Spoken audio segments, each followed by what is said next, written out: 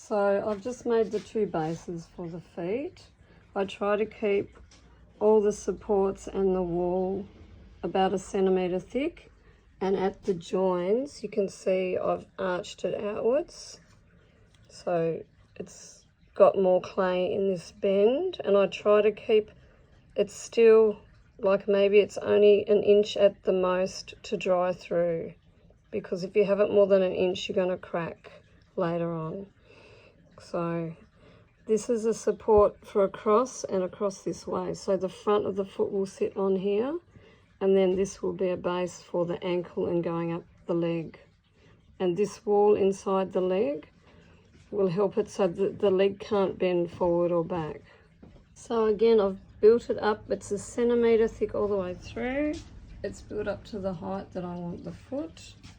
I'm going to put the scoring and slip on. So slip's not really ready, but slip. And then I've made a piece for the roof which is only 1 centimetre thick, and I can put that on because I've got slip underneath, and then just press it down and cut it off here because that's going to be where I bring up the ankle, but I've got this support under there so it can't collapse down there. So in this version I've got it solid here, but it doesn't need to be solid here. It can be an arch. So there's a picture here.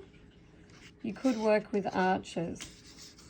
If you're worried about the leg bending this way, then you can make this bit solid and not an arch. But later up in the leg you might have hollow spaces, but you have arches like building a cathedral.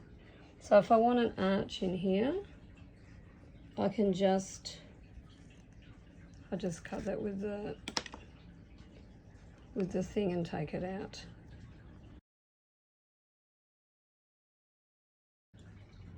And if you use a clay tool, it tends to hold the shape of what you're doing better. So you want to mix the clay down and then across. You just want to have a good mixture, and you don't want to dry the sculpture fast.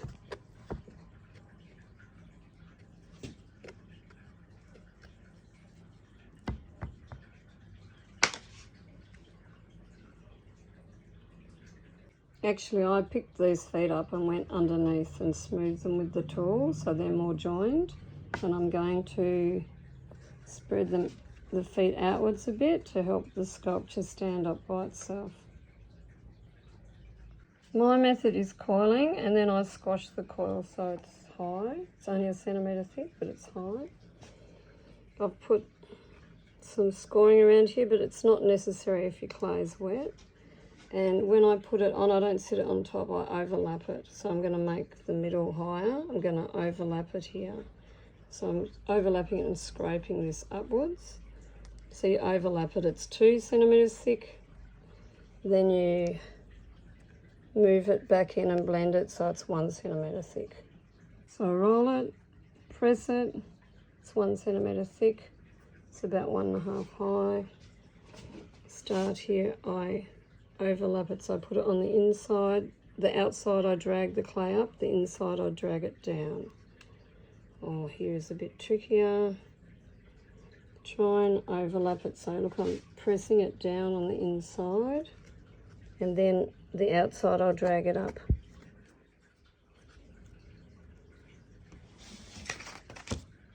So actually, like here's the coil, then I put another one. I don't put it on top, I put it here at the side, then I drag this down here and this up here, and so it ends up being sort of a bit like this.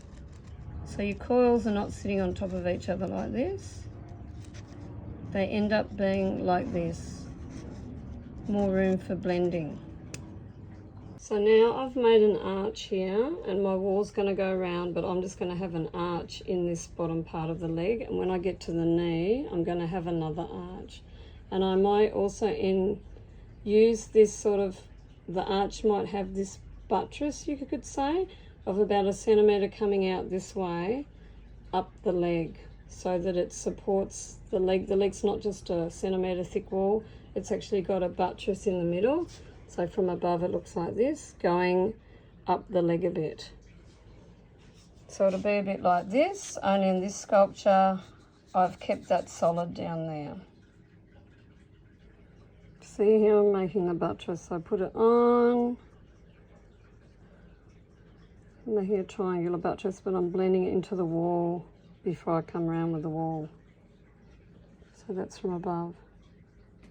So also, if you want to make it thinner, you know, you put your hands around like this and just press it in a little bit, so you're compressing it in on itself to shape it thinner, or you're holding it still and pressing it. So I'm going like that. I'm just putting like an edge, like a layer on. So I put a sausage on and then just go down with the tool to join it. And then it looks like a layer like this. In this sense, it's a layer of a shoe. Could be the edge of clothing or something. And I'm making sure that the form is exactly the right shape I want before I go any higher. Because if I come and move this later, it'll cause, when it's a bit dry, it'll cause breaks in here. So while it's wet, I've got to make sure it's exactly the shape I want and not come and manipulate it later when it's half dry, because it'll create cracks that won't go away. So I'm looking at it this way and making sure it's all straight and perfect. And the other thing I can do is, see, this is a bit of a credit card because it's 45 degrees. If I put it here, I can work out whether it's straight or not. And if it's not straight, I can sort of do this pushing inwards gradually.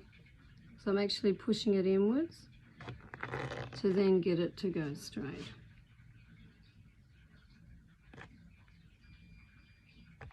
So I want this to go straight up. It's not quite straight.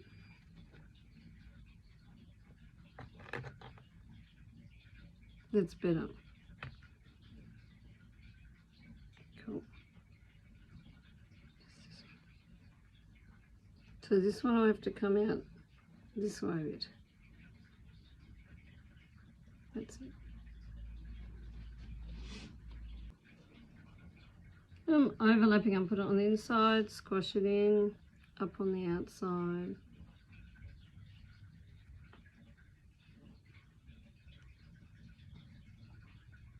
And to smooth it, after I do the coiling, I use the card on the outside and I'm pressing on the inside. Here's supporting it on the inside.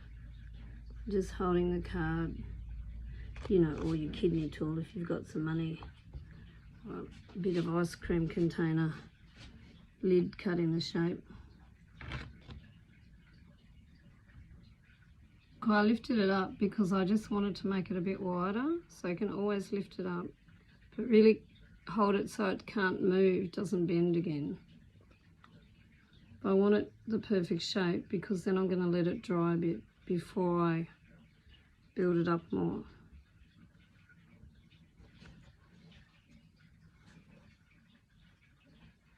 Also, if it's not perfect and you want it to come out a bit more, you just get a bit of clay, push the clay on the inside, and that way you can press that foot out a bit more. Yeah, I've made the wall, still it's a centimetre thick because I've added more clay and pressed it outwards.